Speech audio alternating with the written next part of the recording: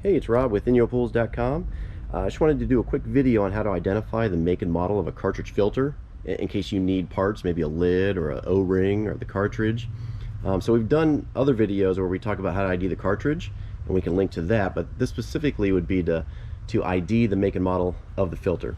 So what you can do is look for a label on it. This one is a Hayward, it's a swim clear, and you can see the different model numbers listed. And this one's easy, it's marked C200S. So in that case, you go to our website, go to the replacement parts section, and look at the Hayward filters and select swim clear, and you could find all the parts you need for this filter. Now sometimes it's not this easy. Sometimes this is blank, they don't have, or there'll be circles here and one's not, it's not checked off your exact model.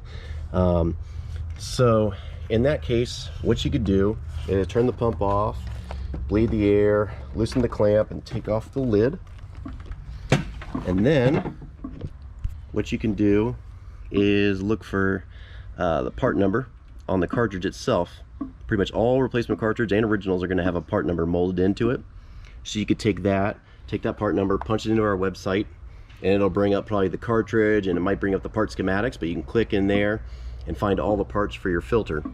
If you still can't find a part number, what you can do is take measurements of the cartridge. So get measuring tape, measure the outside diameter, inside diameter, this hole in the center, and then the height of the cartridge, and take a picture of the complete housing, the measurements of the cartridge, and email upload at InyoPools.com, and we'll match up your filter and send you a link to the parts.